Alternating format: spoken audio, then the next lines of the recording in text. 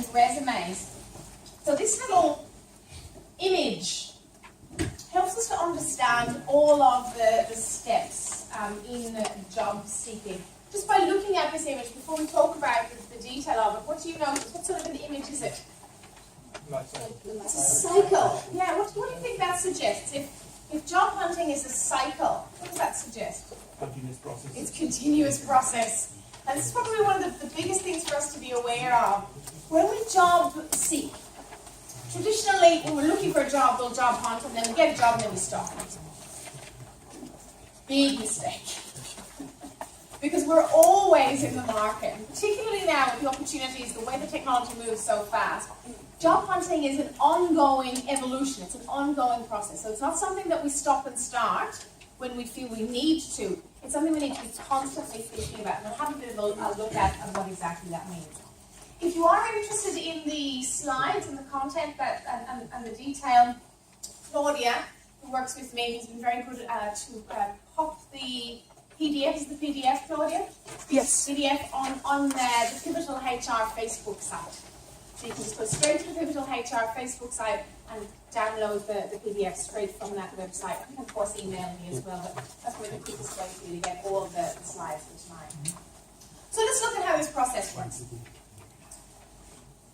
Step one, as this person just remarked here, we need to really find out what are we looking for, what sort of a job am I actually seeking, and then develop a resume targeted and tailored for that particular role.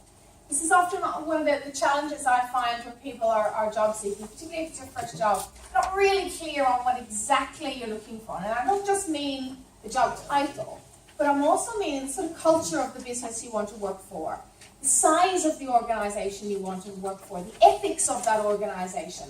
So it's really about thinking about a marriage. Yeah? Now, you know, in any relationship, we're not all going to be compatible with everyone. Yeah?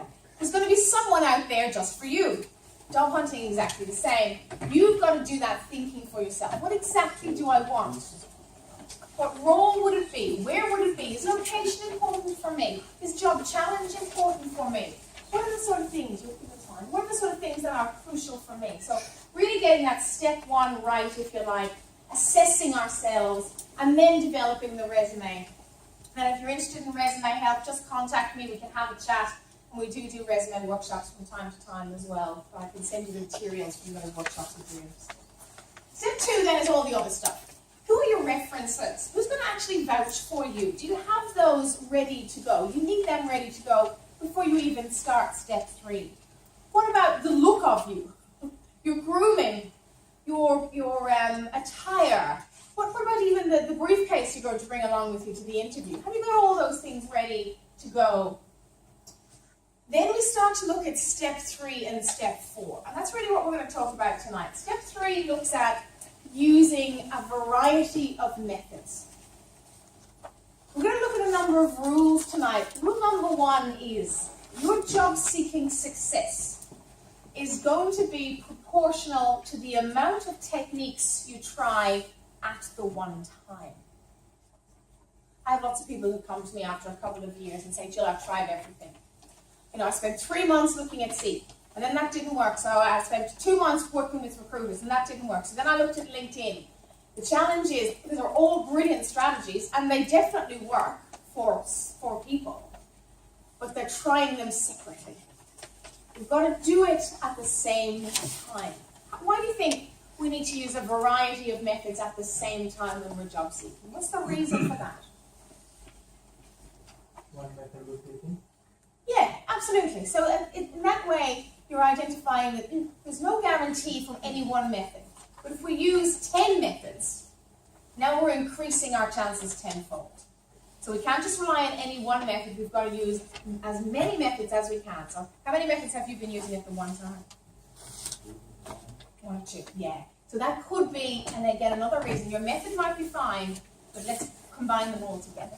The other thing is you want to give yourself the best shot of the best opportunities that are in the market when you are looking, when you're actively looking. So this way, again, you've got to look at the entire market over the course of that time frame. How long do you think, on average, it takes someone, the average person, maybe the average person with an average amount of experience, how long do you think it might take for them to actually get a job? Let's say they had no barriers. When I say barriers, I mean, let's say they had no visa challenge. They had previous work experience.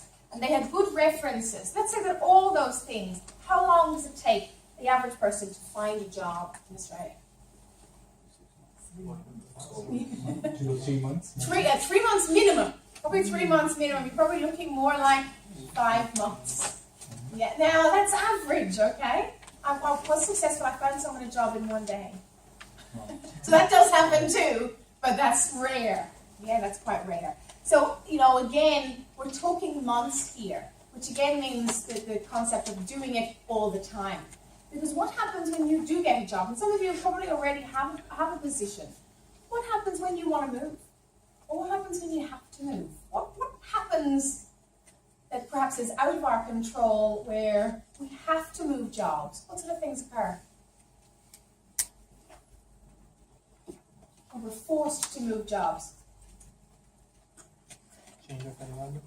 Change of environment, yeah, change of environment. So maybe your partner has got a job interstate and you have to move. Maybe you find that you've got children now and there's no good school, so you have to move. Maybe you've been made redundant.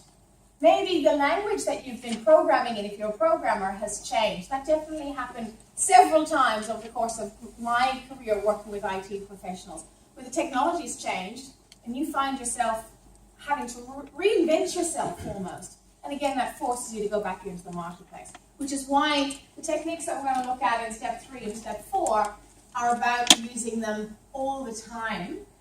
How many people have you talked to? How many people have you talked to again and again? I had one client tell me that they had made 300 follow-up calls before they actually got an interview with someone.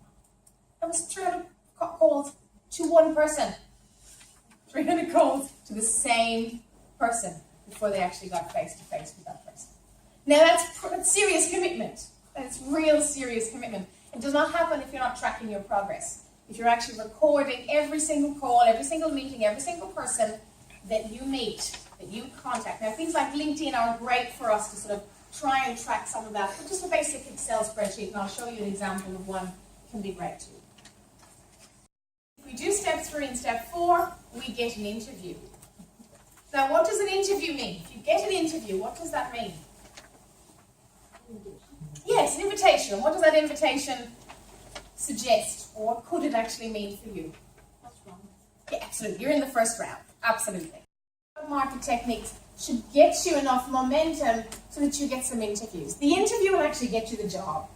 So ultimately, you still have to prepare for that too. So that's another step that, again, needs to be managed and prepared for and so on. We do some of you probably attended some workshops on that as well. And then, of course, you start to work. This is when the hard work really starts. And ironically, working, whether it's a part-time job or a placement or a full-time role, being in work is a brilliant way to expand your hidden job market strategies, because you are connecting with people every single day.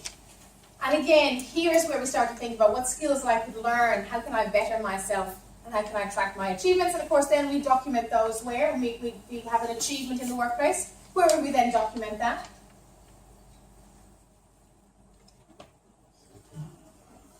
Back on our resume. So it's interesting. For those of you who have been working, anyone here been working 3 months already in a one role? When was the last time you updated your resume? I think when I was applying for the job. Yeah. So it's interesting. What would happen if you updated your resume now? It would impact more. Absolutely. But at least you remember those achievements. So you've got less work at step 1 when you know you're at that stage again. Yeah. So again, my husband does this. He's in sales. And he told me about his little file in his email folders. And he called it his brag file. What does brag mean? To brag. Show off. Show off. That's exactly it. Show off. And I thought, I want to read that. I want to see how good you really are. So have you got a brag file? all the things you've been able to achieve, all the feedback you've received that's positive from a customer or a user or a client or your manager, all of the figures and numbers when people ask you, so how many users did you impact on that particular project? You know, what was the cost? What was the benefit? You've got all those numbers ready to go. And of course that helps you in your interview as well. So again, linking the cycle so that we can actually move forward, if you like. So we looked at how it all fits in, all the different steps.